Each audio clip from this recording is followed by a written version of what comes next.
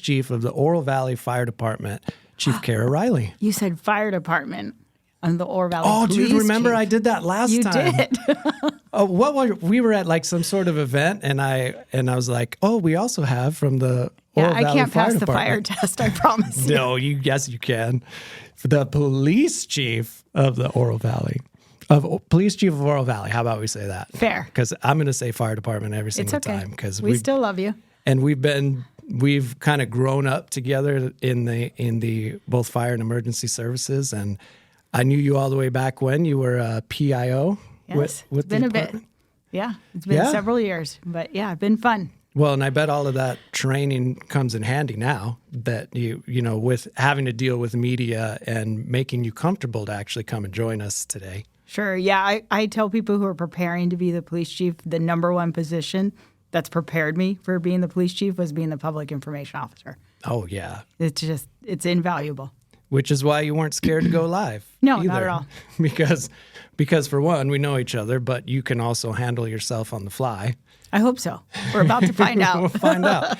And it's cool because David, our director in the back, he's got Marana Police Department experience, and he's also got a beeper button, so he can censor you if you go on a profanity-laced tirade or something. I appreciate that. So first off, one of the reasons I really wanted you as one of the first guests that we had is we've talked before, and I'm so inspired by your background and your upbringing because it was not anything that I thought was actually that you would just assume was a part. So you grew up in Africa. I did. And tell us more about that.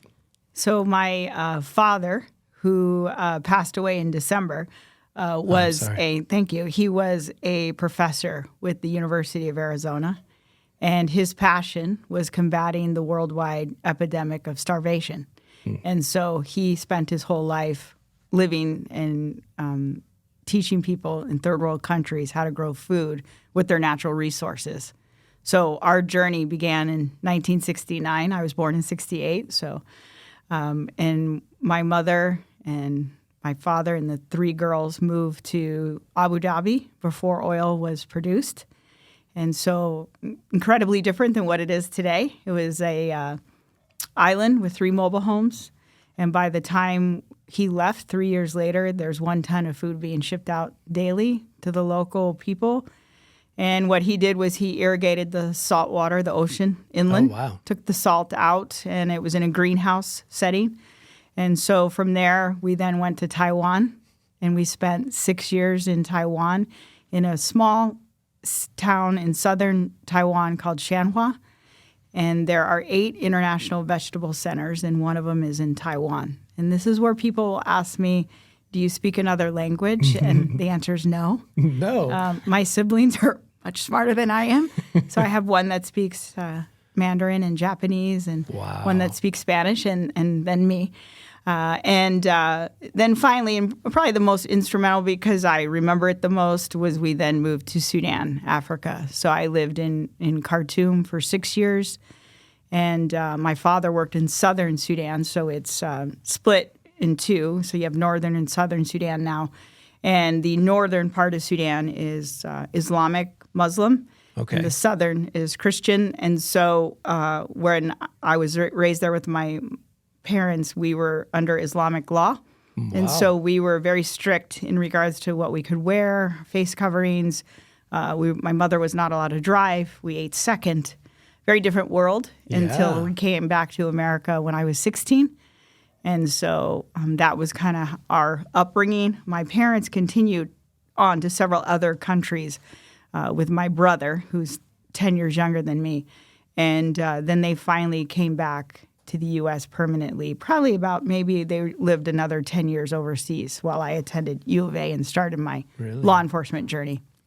Wow. So that, first off, what an amazing life your father led and was willing to bring the kids through all of it for that greater purpose of establishing communities there. Yeah, and it really is, looking back on the experiences that we had and so instrumental in our world today, in what we deal with today in America. And I give the example of, my the electricity went out, and my daughter was upset, and it was out for like an hour. And I said, well, when it becomes 9 months, I'll worry about what you think. Yeah. But since it's only an hour, I think we're good. I think you'll survive. Not everything's going to spoil. Yeah, we're going to be fine. So yeah, no running water, no electricity.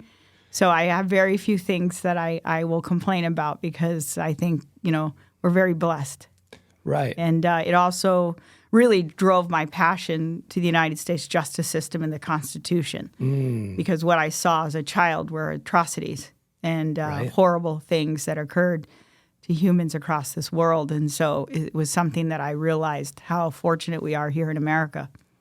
And that kind of led me to this career. Well, and isn't it, it's got to be so beneficial for you. And I would imagine as you're trying to raise your family, like how do you give them that perspective? Because it's one thing to have the power go out for an hour.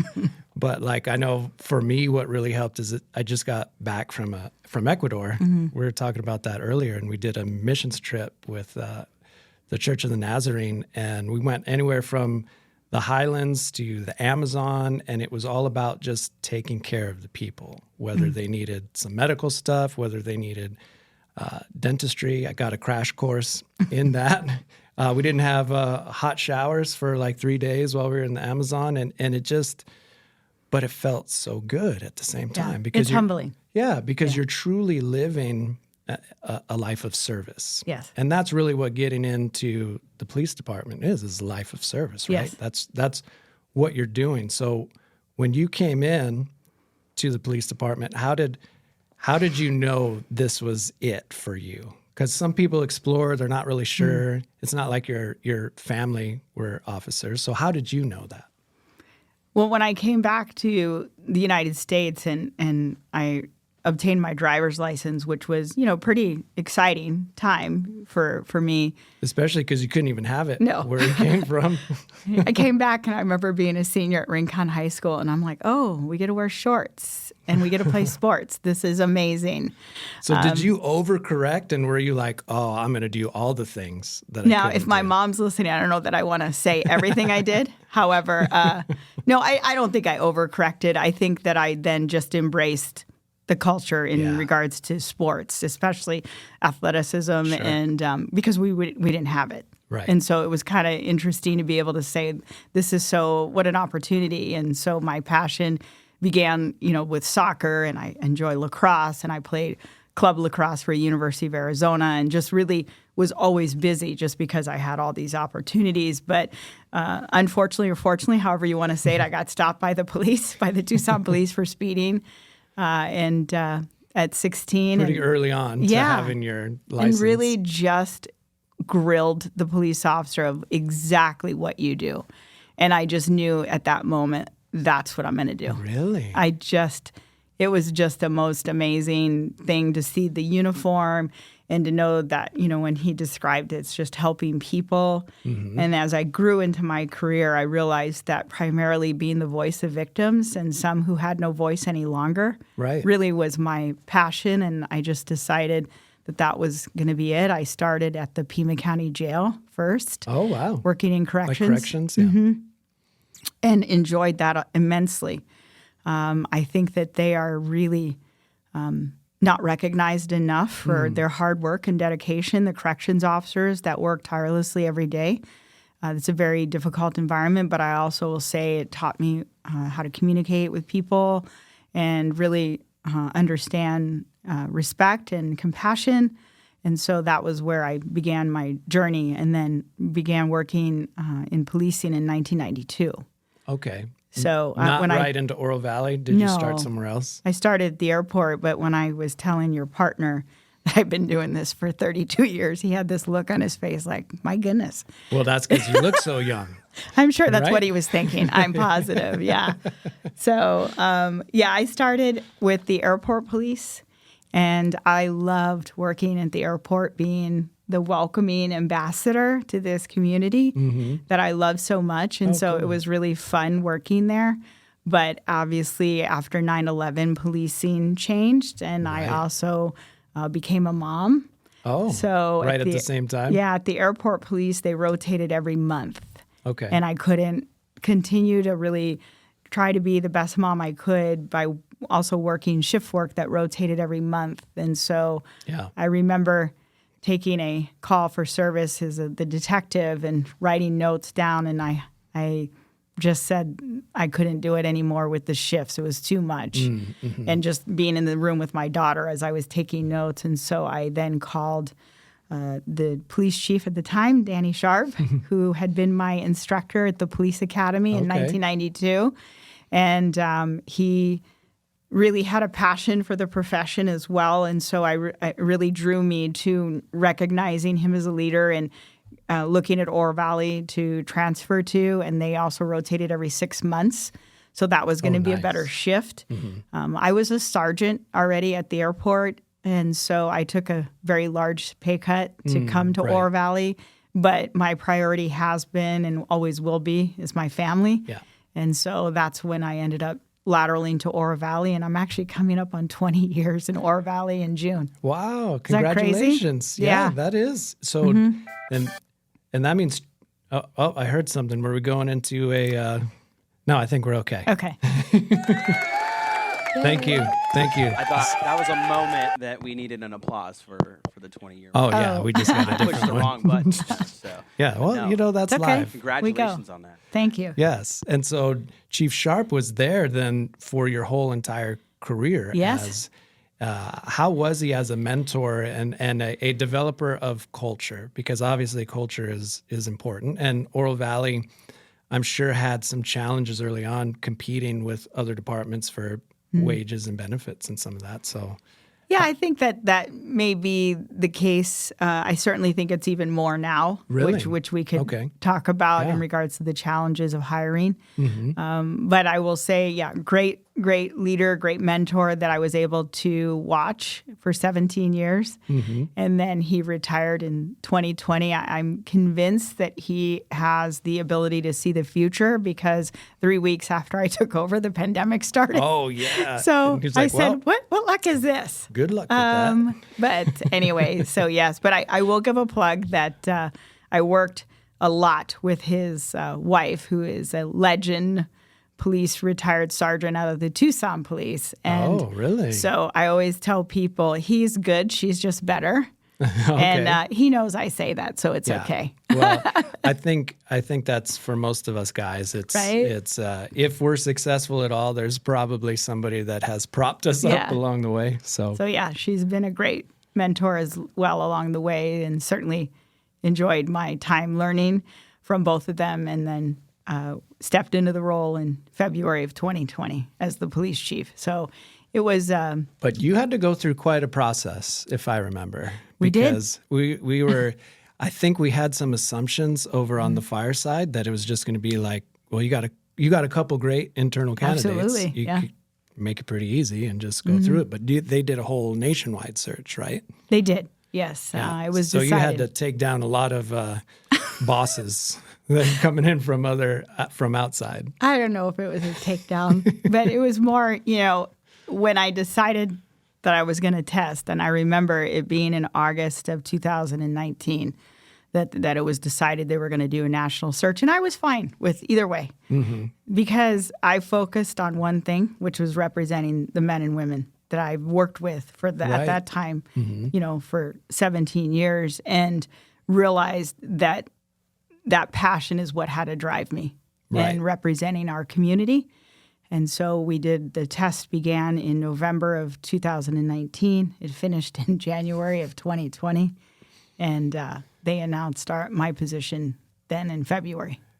Maybe a couple days before the entire country was locked down. Yes. Yes. I had 3 weeks of celebration, and then it went away. Yeah. Well, and we worked together through a lot of that too, because, excuse me, I was doing the ops chief stuff, and we were trying to figure out at the time, like, how can we still reach the community and reach our people? So we learned early on that you're awesome with, we don't want to have you memorize stuff when you're trying to send messages, like, cause you're great in the flow and just being able to talk. And when we were trying to give specific messages, we're like, how do we do this? Do we write it down? Do we read it? Like, what do we do? And And Yeah, it was an interesting time, and Chief Carr we both were put to the test on our messaging, and our mayor, and yeah, I mean, not something you can train for. That's No. for sure. Not something No. that we saw coming. And then you also had George Floyd at the time. Mm-hmm. So tell me how that changed things a little bit for you I hear music. with some disco music in the back. Hey, let's continue that after our ad break here that we have. Oh, Okay. good. Thanks for Yeah, 88 perfect. Crime. So we're going to move into our ad break. We'll be back shortly. Thank you. Discover the power of 88 Crime, where your anonymous tips are rewarded with cash. When you call in anonymously with the tip, you are given a code. With the code and a password, you can walk into a bank and redeem your reward anonymously. If your anonymous tip results in a felony arrest, you can claim up to $2,500 cash reward. Let's stop the silence on crime and strive for a safer community. For more information, please visit 88crime.org or call 88crime. So as you can see, we are very pro first responder. Fire believes in military, and 88 Crime is a great organization to help Yes. facilitate some of those needs. So when we talk about the culture shift, so you dealt first with the pandemic, and then shortly thereafter we had the George Floyd stuff and the defund the police and a lot of the perception of your job. And how did you navigate that as the leader while still trying to keep people staying with you? Because I'd imagine there were a lot of folks that were like, I don't want to deal with this, and either quit or retired, and you had to keep that ship together, right? Yeah, a couple of things come to mind as you bring back those incidents, and certainly it was the murder of George Floyd. It's not something that we shy away from in the discussion, because I think as police leaders during that time, we had to hear things we didn't want to hear about our profession, but we needed to. And so I think what I focused on was what occurred in another municipality does not just define our men and women at Oro Right. Valley Police Department, or certainly anybody here in Pima County, in my opinion. I work with them daily. And so it was something that we focused on, the fact that still be proud of being your job, still represent the profession with ethics and integrity and nobility. And so it was just those reminders that I would have to do to the staff, because it was a very challenging time for our profession. It then led into some threats that occurred, those tough things that we had to address, all the while with the pandemic going on. And so, policing and crimes didn't stop during the pandemic. Yeah. So a lot of times we were having to, I called it pivot policing. We just didn't, with our motto of call a cop, you get a cop, right? So we would go in person to all calls. Well, then that had to change a little bit. And so we had to redefine the culture for a little bit to say, we're going to come still, but we're going to have to meet you outside. Or if you're okay with it, we'll take a phone call. We never went to online policing. We still haven't. That's not a choice that we want to do. Right. Our community has high expectations of us, as they should. And so that's important for us to maintain that relationship with the community, that face-to-face. And so but keep in mind, because of this invisible threat, and this is what I like to remind people about public safety, is that these men and women still came to work. And Right. then they still brought that threat home, not only to themselves, but to their families. Yeah. Because it was just this unknown, invisible threat we were all addressing. There was no vaccine at the time. Whether you agree with it or not, these were the type of discussions that we had to deal with. And so part of it is really ensuring the police officers that we support you, and our community continued to stand by us. Our town management did, which was really critical. During a time when the world wasn't supporting us, they still did. And so these were the difficult parts that we had to address. And then in June, as you and I know, we came across this very large fire that nearly took out our communities. Add that to the mix. And so it was a really trying time. And, going to asking about stories about my career, I'll never forget the day that we had split the agency up into two. We wanted to pretend like we were firemen. And so we had 50% home, 50% at work, because we could never allow the community to see any difference in our policing, Right. if that makes sense. So we wanted to keep 50% home to try to keep them healthy and safe, and then 50% did calls for service, and then we would rotate like you all did. Yeah, because you didn't want a wave of the virus to take down your entire workforce. Right. Yep. And we knew it was coming, right? So these are the type of topics that we were trying to figure out and address. And so as the fire was consuming our mountain and certainly the Push Ridge area and potentially some structures, which we were 1/4 of a mile, as you know, from taking out structures, is we had to call in the team that was home to help with evacuations. Okay. And I remember being in my office myself and thinking, I don't know how I'm going to ask more of these men and women. I really don't. Right. And they can tell me no. And I walked into the room, and I remember looking at all of them with their masks on and thinking, I'm almost scared to sit here and ask you more. But yet, as I asked more of them, they never hesitated. They didn't say, Chief, you're crazy. We're not doing it. There's no way.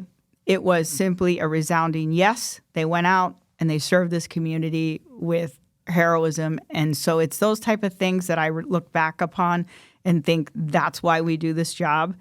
And that's why it's important for us as leaders to support these men and women as we go through these things, because these are the most difficult times. And frankly, I would, submit to you that our history of our careers that we've faced, and we did it together as a team because we stuck together as a team, and we faced those unknown threats.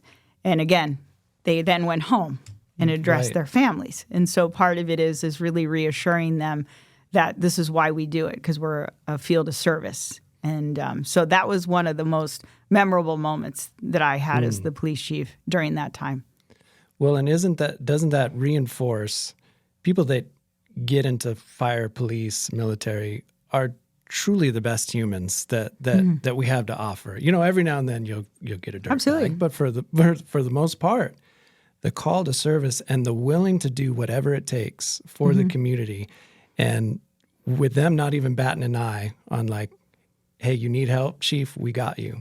That is a testament to them and the type of people you try to hire, but also to you, because you had their trust. And I think it's different in some organizations if you're a real top-down leader, or you're just trying to impose your will, or you got the job because it was the next checkbox you wanted. People see through that. And that's another thing with first responders is they can sniff it out. They're good at it, right? Yeah. And so I want to give some props to you for that, because that is important, building that trust. Yeah, they are. I wish people could see and hear what I see every day, because it's just amazing, and it's not just the police. We talk about the police a lot, but a lot of it is to the, dispatchers, right? The 911 operators. They're your first responders. Great and then point. you have all the records people who are doing all the behind the scene, administrative tasks, making you look really good. Yes. And because you're not the most organized. No, We talked about I am that. not the most organized. And then you have your administrative staff. I mean, it's your crime scene technicians. It's just everybody is working, our volunteers. They're different spokes that I talk about. In the center of that wheel is the word community. And each spoke. And so you must be able to foster that to be able to have the best agency and be able to serve the community. Right. So that's really what we focus on a lot, and to reassure them. These are still trying times for them. And we've seen exodus of the profession. Recruiting and hiring, obviously, and retention is very difficult in today's time. I would submit to you, as I've said, that this is the most difficult time that I've ever seen. When I tested for police, there was 3,000 people. Yeah. For about maybe 10 positions, right? And now, you're lucky if you get 10 that show up for the PT test. And so it's just different times. Yeah. And it's hard to overcome that. I think one of the things that Oro Valley Police has done a great job is you go on lots of different service calls. So you show up on like all the medical calls too. And it makes sense because you have people out in the field all over the place that know CPR. Yeah. And we've had quite a few people in the community saved because your folks will go out on that and they're willing to do that. Yeah. So I had one last week. Marcos Garcia, he saved a man walking because he was first on scene. Because, as you know, the fire truck, right? So huge to get it there is a huge lift. Physics alone, where we're in a police Right. car, we can get there certainly faster. And the way we have our community structured with our beat assignments, it allows for a police officer to be in each side of the community, and it's a quicker response. And to your point, we do respond to all medical calls, which is, I would believe, is very rare in our industry. But I think part of it is that we must also keep our firefighters safe.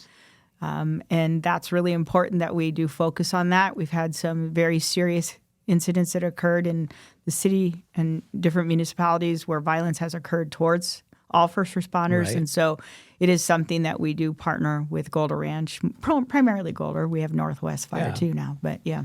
Well, and that allows the community to see your officers in a different light too, Yes. where it's not just because they're in trouble and Right. they got pulled over for something. They're seeing them not only on those medical calls, they're seeing them on lockouts, vehicle lockouts, in different community events where you have people, and you guys have a great social media presence too, where you're seeing the other side of things. Yeah. And that goes a long way. I think it does. You have to humanize the badge, right? Right. And I think that's important. And we certainly talk about it from our media background, right? Of putting into that emotional bank account. And you keep fostering that relationship with your community, because when you do make a mistake, which we have and we will, that's the time that we make those withdrawals from the bank and basically say we made this mistake. And you have that honest communication with your community, which then allows you to just move forward through these different times that we've had to address.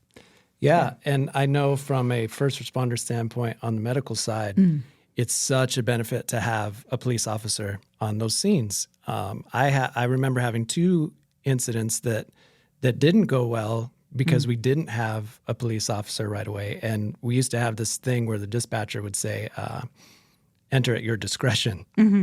Well, that puts a captain in a tough position because your discretion is, I want to help these people. And obviously you want to keep your people safe. But then you can see the patient and you're looking around and you're like, okay, my discretion is we got this. And then you hop in, but you don't have a sheriff or a PD there. And then all of a sudden it can escalate and take a turn that you're not ready for. And so a couple of those went south for me. Luckily, nobody got hurt, but that's why there's such a benefit to having police and fire work together. I think so. And when I first came to Oro Valley, I questioned it, right? I was new. I was from the airport. We didn't do that. And so when I came here, my very first call for service that involved a medical call that I went to ended up being a domestic violence call. Exactly. And so that's part of the reason why we've been able to prevent and witness maybe senior abuse, things like that we're able to really help. And that's why we go to those calls. And so that's really the focus on that. Now, obviously, during the pandemic, it had a different look. Right. And we had to be really careful with all of that. But, yeah. So is it hard to get police officers that come like that lateral in from a different organization that aren't used to that? Is it hard to get them on board, or do you do a lot of vetting out so that they know what they're getting into? Well, a couple of things. I find that this generation actually has a calling for service. So when you explain our philosophies, and I meet with each potential employee before we hire them. Oh, nice. And I go over the expectations of our community very clearly so that there is no surprise. So as they go in their career and they maybe say, geez, why are we going to this 5 years down the road? They can look back and go, no, this is why I remember, the chief saying this is why we go. And so that is something that I clearly define from the very beginning of their career. And I think that's been instrumental so that there's but what I have found is a lot of times people are wanting that passion to be able to kind of get back to basics of community policing. Right. And this really is the core of community policing. Right. And so much of it is prevention related too. And Yes. like we said, establishing that relationship with the public so that they know the expectations and what's going to get them in trouble and how you sort through that. So you have this culture, and what I always like to brag about is, because I'm an Oro Valley resident, so and my kids will even joke with me and be like, safest town in America, right, Dad? Because I'm always saying that. I'm like, no, Oro Valley is the safest town in the United States. and I stand on that because I know you guys and I really appreciate that. But in this day and age, it's hard because you're not only competing, you're competing with other police organizations. Yes. And so how do you keep your folks so that we can maintain that safest status? It's the challenge, right? Every day.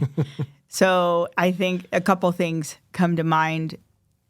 These men and women work so tirelessly, and they take ownership into their response to police calls. So that's part of it. We are only one of the safest in Arizona because of their hard work that they do diligently every single day. My job is to really focus on the fact that, are they being paid competitively? I liken it, and maybe you're a sports guy, I liken it to policing nowadays. It's like a sports portal. Okay. So we're all gathering from the same group of people. Right. And we must be able to show that we are different in whatever way that may be, whether it's pay and compensation, culture, what the community support is, all those type of topics that I really focus on and promote and sell. Right. So it is important that we do. You can't ever take your foot off the gas. You're constantly having to look at what is the next latest thing that we need to focus on to ensure that we're providing that most competitive opportunity. A lot of it might be career opportunities of where special assignments can be. What's that look like? Those type of things that we're constantly trying to look at. Yeah. One thing that has been my passion, because after being in this field many, many years, and you have seen things and heard things that you cannot unsee or hear, is wellness of these men and women. Because I feel like if we put the resources towards that, it also allows them to then, if they're healthy and happy, they perform better. And so that's something that we have focused on as a cultural change over those last 4 years, and really focusing on wellness for them. Because, I can think of calls just this week that have been incredibly difficult for them to have to address. And I think that's where my heart breaks for them, because I know that we have, 25, 30 years of this buildup that occurs. Right. And so it's important that we address those issues. So along those lines, is there anything that your folks are doing differently from that? Like, have you found a specific program? Have you found an approach that kind of works, that you've seen works really well for your people?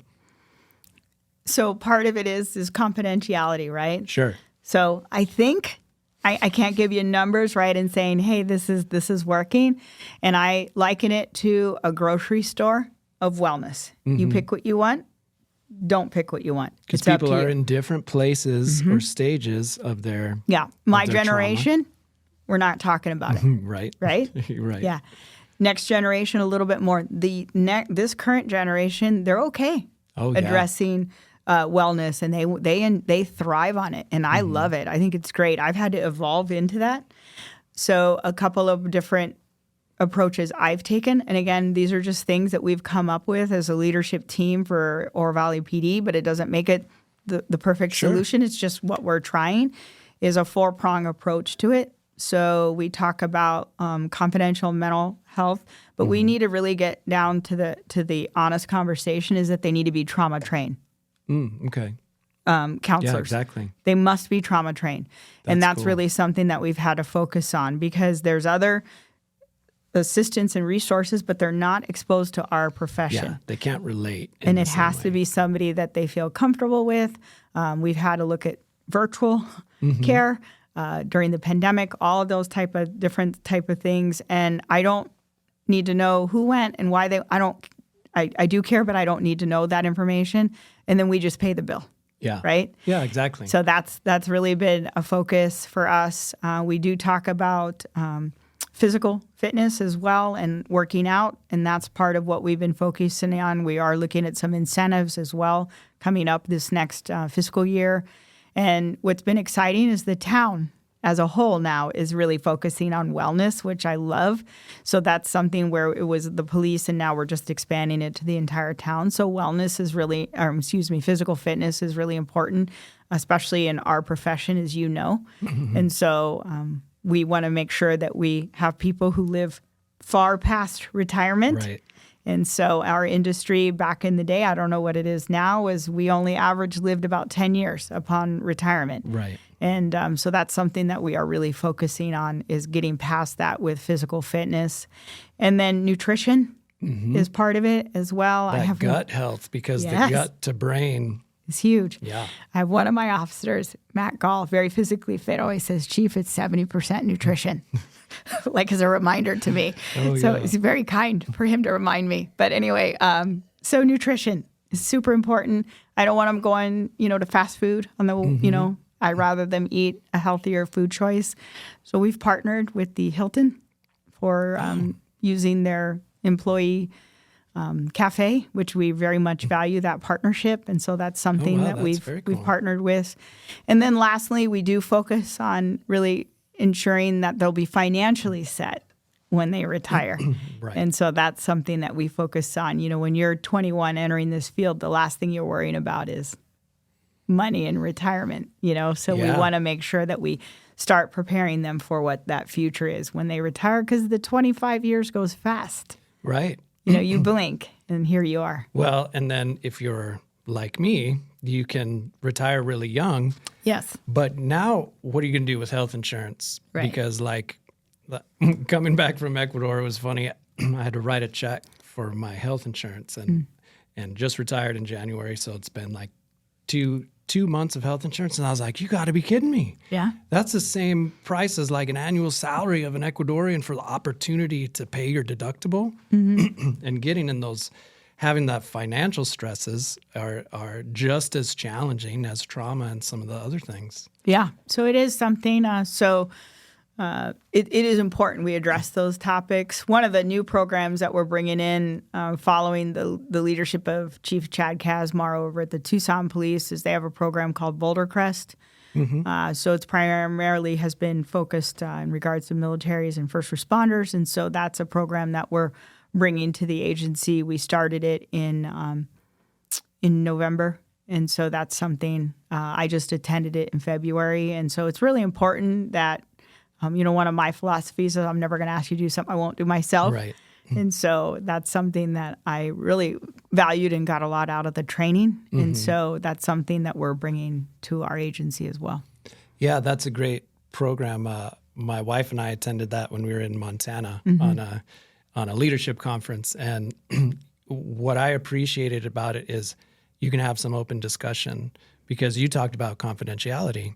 And I think that's where sometimes maybe it's the generation gap is because you have younger folks that are willing to talk about it and might say some dark stuff while they're thinking out loud.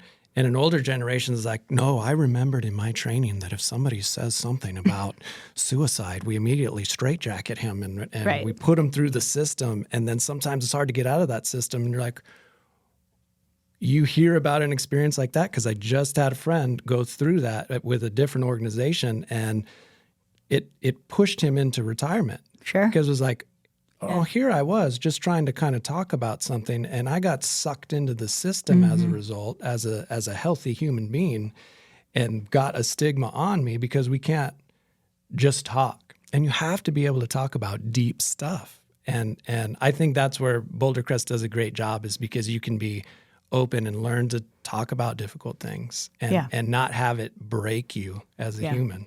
Yeah, and their motto is struggle well. We all struggle.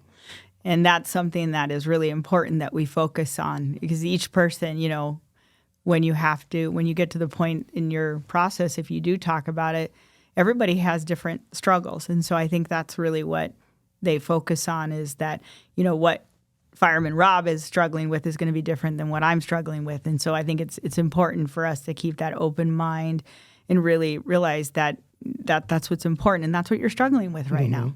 Yeah. And it may not make sense to me, but that's okay. Yeah. It's okay.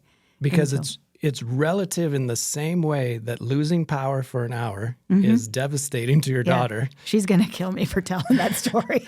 But it also might have been quite the tragedy, relatively speaking. And if that's the first time the first time somebody sees a dead body or something, like, yeah, it might not be bad to a lot of people that have already gone through it, but that's the first time. Sure. That person's trying to process that. And so we can meet them where they're at in terms of their journey and still be able to support each other. Right. And I think that's been really one of my growing, leadership that I've had to look at internally and really say, you have to keep a really open mind about these things. And it's not a secret at my staff that I wasn't a real fan of beards. But I had to evolve, Yeah, And, I mean, you like mine now, I do. right? I said it took you 2 months to grow it, but yeah. But it was a good 2 months. But, my selling point was the wives. The wives said, no, we won them. I said, okay. Okay. That was my selling point. So Well, it was a topic. And you're willing to listen. Yeah. And you're willing to adapt within reason, because I'm sure there's still other things that you're like, guys, I don't care. We're not doing that. We're not having crazy hat day on Fridays. It's just not what we're going to do. Yeah. As I say, I've evolved, right? Right. Well, if you're not willing to look at those things, it's hard to lead. And I'm sure some of your training as a kid on having to learn how to adapt to new situations, environments. That makes you more flexible. And, as I tell my staff all the time, Kara Riley's way is not always the right way. And I don't want yes people. We need to have those people that will come in and say, Chief, you got that wrong. Or, you got that one right. Or what were you thinking? So I do a lot of that open dialogue with my staff and saying, hey, this is how I got there. Mm-hmm. This is what I was thinking. Tell me what you were thinking. Yeah, that goes a long way, because I think especially during this day and age where it said like it's more complex than ever. A lot of inputs go in before you try and make a decision, but all people ever see is that decision. They go, "What was she thinking? How could that have been?" And to have an opportunity to explain yourself a little bit, or at least explain your thought process, even if you're not going to move from it, I think that goes a long way with your people in building the trust, because they're like, "Oh, okay, I don't agree with it, but I see how you got there." Yeah. I think it is taking the time to explain the why. I think that's really critical. So that's something that I do focus on. And, I'm fortunate when you're the police chief, right? You have time to think about things and slow down versus when you're the sergeant, there's these tactical decisions you're making very quickly. Yes. And a lot of times there's not time to explain the why. We're just doing it. We got to move, So it is interesting to see the difference in dynamics with that. Yeah. And based on those inputs at the time, in that moment, you make a judgment call. And that's what you're paying your people to do, is make that call, and I'll support you. We'll think about it afterwards. You can always dissect a better way to do something, but supporting people that are trying to do the right thing in the moment. Yeah, I think, and as the leader, it's important to never forget where you came from either, right? So part of it is always asking, the body camera doesn't capture everything, and what exactly was going on at that moment, and what are the facts behind the scene that we didn't know about. And so those are the type of things that I don't want to ever be that judgment quickly. You just have to take time. Yeah. Well, and I appreciate that after George Floyd, when everything was being body camera centric, that your folks would tip me off, because I'm usually that dummy that says what everybody's thinking out loud, and you're like, oh wait, this stuff is on. let's be careful. We were the first in Pima County to have body cameras since 2012. Wow, so that goes way back. We've had them a long time. Yeah, a long time. So it's nothing new. They're very expensive with storage and redaction. We did see a significant increase in our requests for body cameras. Because they knew you had. Absolutely, you probably had footage. everything. Yeah. And yeah. So they could see how dumb their spouse or partner actually was on that incident rather than just hearing their version of it. And that's a good thing that you get that objective view. It is. Body cameras have been, really instrumental in, transparency for our community. It also has allowed for when an allegation comes in on a police officer or any other staff member, we're able to say, well, let's take a look at the body camera. And because it's just been in our culture ingrained for so many years, it's just nothing new. Yeah. So it's been it's been a great resource for us. Good. Well, and speaking of new things, you've got budget season. Yes. Coming up, and I'm sure everybody's fighting for that slice of the pie. Is there anything new that you're trying to go for that you really need the support of the council and the community because you want to be able to get that? You don't want a bunch of people entering the portal to transfer out. You want to stay competitive, and any new programs or things that you're looking for. I wouldn't say new. I'm fortunate. I always have been supported by the council and our town management. Great. So as we process through this, I also understand that I have to be a good steward with my partners because it's a whole town. So it's something that we work through together as a team, all the directors with the town. And we have an excellent leadership team with the town. So it's been really kind of an exciting journey for me to be able to partner with such amazing professionals in each section, and learning about the water department and parks and recs and why we need these things, and streets and roads, obviously, increase in healthcare, all these different dynamics that we partner with. And really in the end, we get there. So a big push, obviously, for me is always going to be competitive pay and compensation for our staff. That has to stay at the forefront. Of everything that I do daily is really pushing on that and whatever that looks like. So just partnering with, human resources and making sure we're getting there in the direction we need to.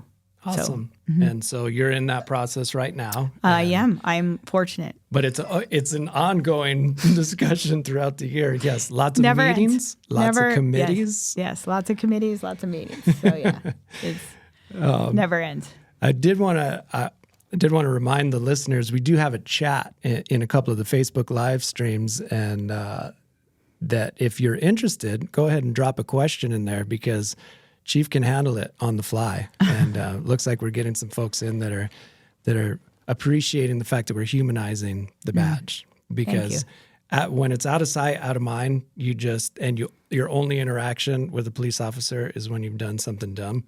Yeah. Then it's hard to feel that rapport Sure. for your community, but it's an entire community commitment. If the taxpayers didn't want to support it, then you would have that issue of not being funded and lower morale and less officers on the street to help for CPR and those different things. So Absolutely. Hey, Scott, I've got a question. Yeah. For David, Chief you're in Riley. the booth. Can you? We can see him. There he is. I see him. Yeah. Yeah. So my question is, how often does the body-worn camera close internal affair investigations in regards to complaints? Is it pretty often, or is it just every once in a great while you have something or somebody trying to go down that road? Sure, and that's a great question. We actually, I wouldn't say they're internal affairs complaints. Normally it's going to be on attitude and demeanor through a traffic stop. Gotcha. And I would say probably maybe 80 to 90% of the time it does. It clears the situation or the officer. And we've gone so far as to actually ask the person who's complaining to come in.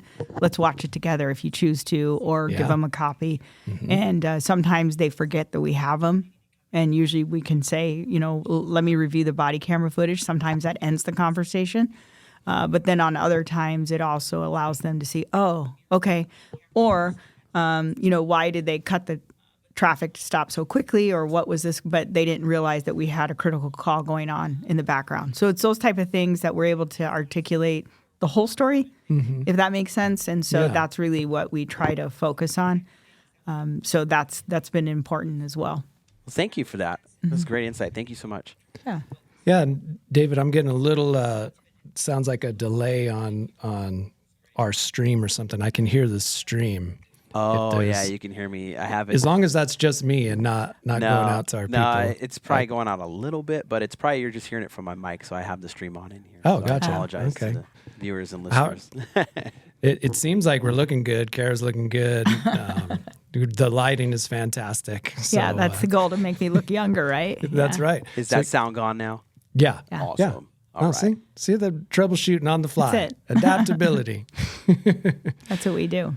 So no plans to retire anytime soon then, sounds like. I mean, you've done 32 Yeah. years and you loving it. I love being a police officer. Mm-hmm. I started at $5.34 an hour, and I do it all over again. I absolutely love it.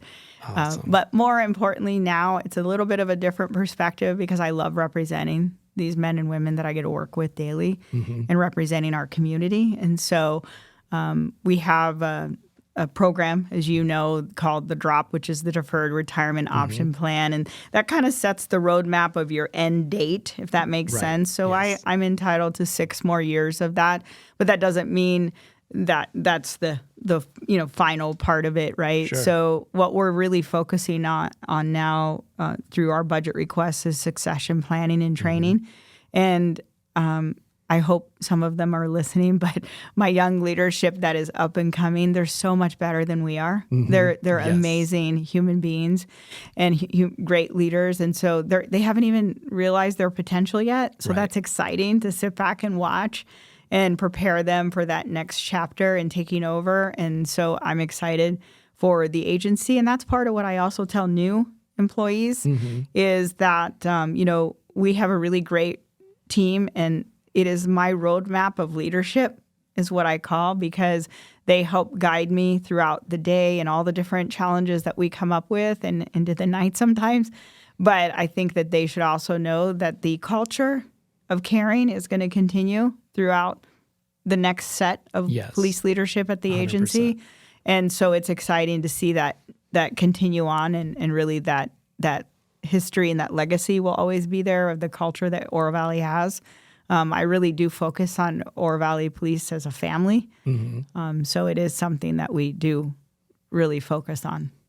Yeah, and I agree with you. I think that if you have the right mindset, your goal is you should be able to leave and have it get nothing but better once you leave. It shouldn't Absolutely. be like, well, when I leave this place is going down. It's going to turn into Gotham City down here. And No. no, you want to be able to recognize that, and you've got great folks. I know it was easy for me to leave because the people taking my spots and coming up were better than me. So it's Yeah. like, great. Hey, I'll come do this, and I will expand.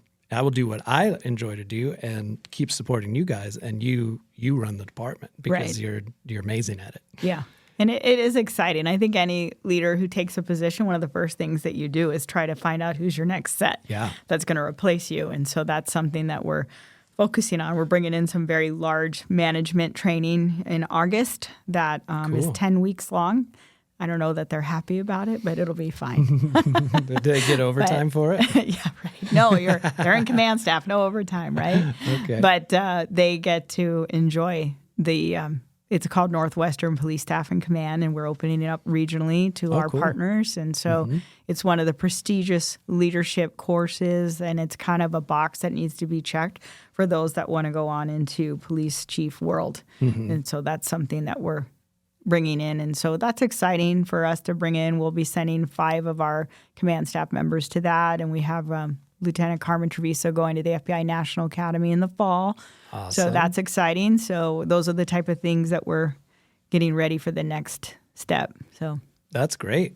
I think I'd be curious from your perspective when you leave. So when people leave Oro Valley Police and they retire, and you've had some cool Facebook posts of like dogs retiring from the K-9 unit, and then their handlers and all sorts. People love that stuff. As somebody that has retired, there is almost an immediate disconnect from that past profession. yeah.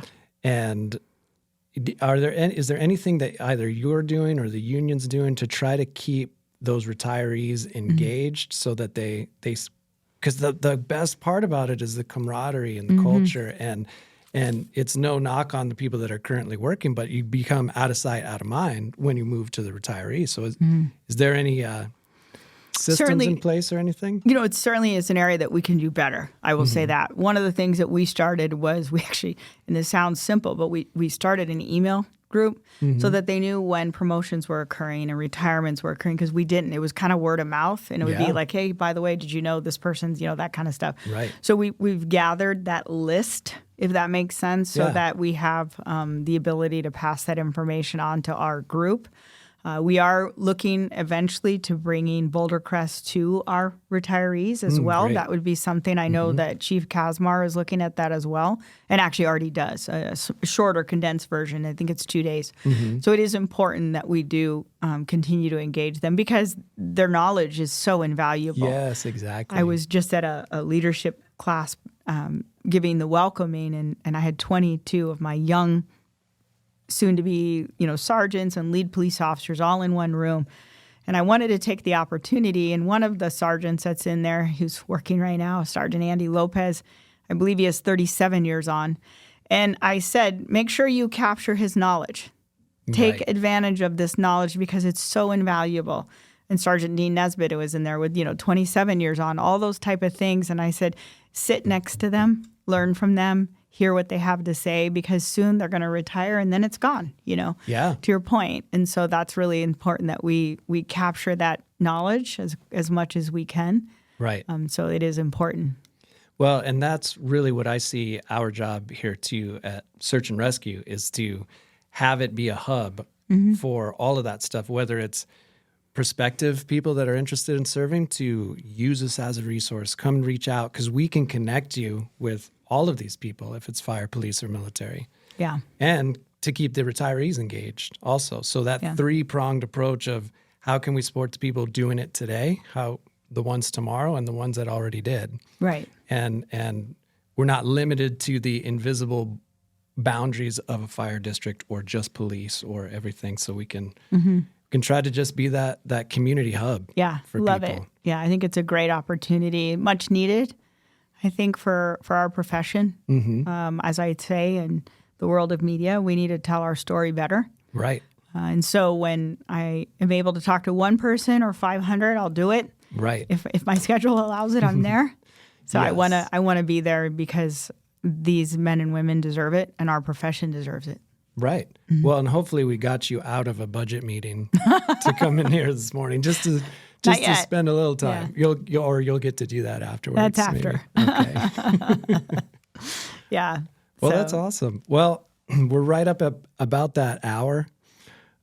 It's been awesome to be able to talk with you live and be able to, again, get the people to hear your story because I think it's so awesome, but also all of the things that you're doing at the Oro Valley community. And maybe we can try to do a regular thing where people can, once people get more comfortable and we've built this, I think they're a little shy right now to ask questions and to call because it can be It's new. intimidating Yeah. and new, but as we're building it, hopefully we serve as that hub for you guys to get the information out that you want whenever you want it. And you can hit us up anytime you want. And we sort that appreciate out. it, and it's exciting for the program, and certainly you're always in our hearts as one of our favorites, as Fireman Robb.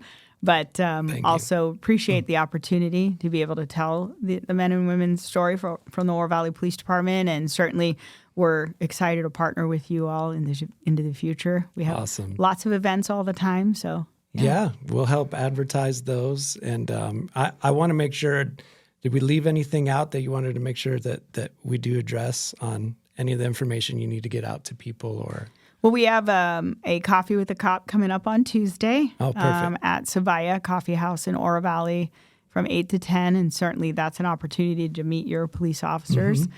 And, frankly, I want to take a moment to thank the men and women of the Oro Valley Police Department.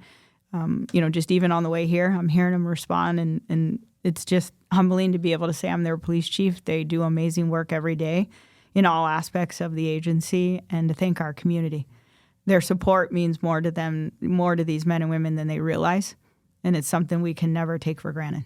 Yeah, no, and I don't think sometimes we get so busy that you don't get the time to say thank you. Yeah. And so that's so important, right? To just let them know they're appreciated and that you have their backs. And that's one of the marks of a great leader. And I know that I've personally benefited from being able to bounce things off you in the past. And when I've struggled with some things or been like, I don't know, do I really want to go this? And you've always offered great advice. So I really appreciate that because it's helped me develop and grow and see things from a different perspective. So I hope to be able to continue to use that as well. Absolutely. Yeah, so that when you're hearing the show and you're like, Fireman Robb, you popped off about that, and I don't know that was the best way to go, and I need to hear those perspectives. Yeah, absolutely.